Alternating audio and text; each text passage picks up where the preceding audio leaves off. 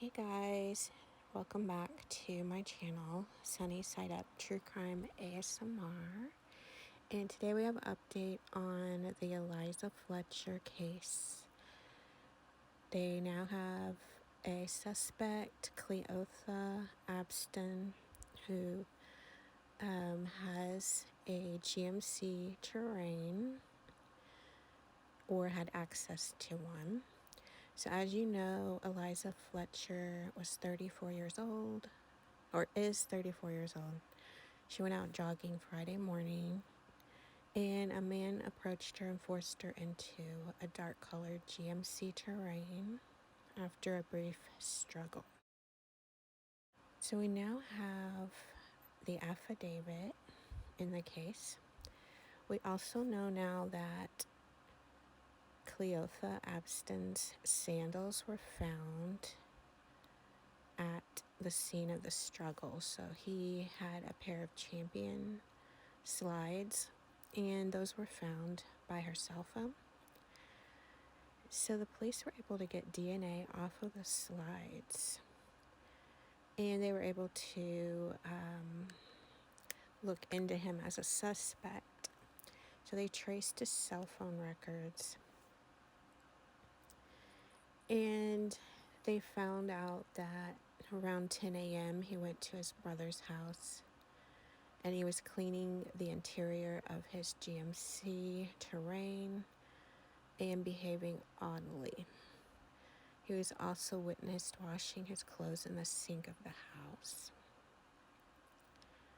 So he has been arrested, but he refuses to give the location of where Eliza is, which is unfortunate. And this is the affidavit.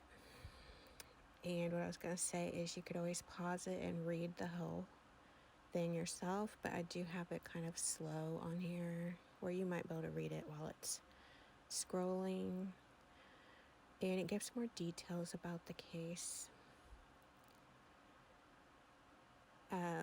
In the details, some of the things that were different that we didn't know about was that they did get a partial license plate from surveillance video.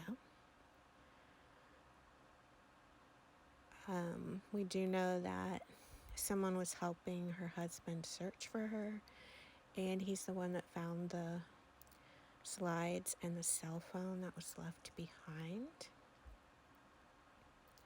I think it's really interesting that they found his DNA on the slides, because I didn't realize, you could pick up that good of DNA on just wearing slides, or that you leave behind DNA on your slides enough to be able to compare it. So they compared it to what was in the CODIS database. The reason he's in the CODIS database is because in 2016, I believe, he was accused of kidnapping. So he's done this before.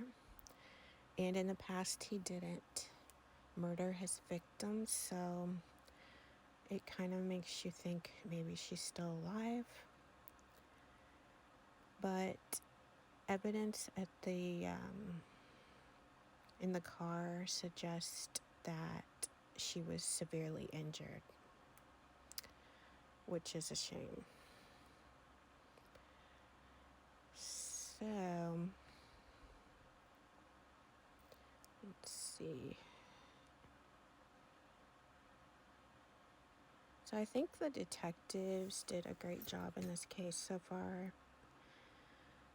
Of course, that video just really helped the case a lot. They said they actually accelerated the case because of the video. Because the video, they had evidence that there was a violent crime. And if they didn't have that video, they would have been like, she might have left on her own. She might have wanted to go missing. Like, all the things we hear whenever someone goes missing. And if it's a child, sometimes they say they're a runaway.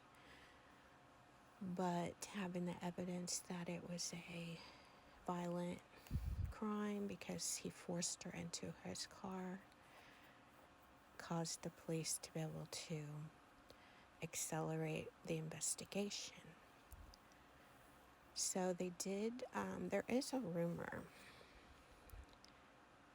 that in a McDonald's dumpster, they found her clothes, and there were a large police presence at a McDonald's in Memphis, and it at the dumpster.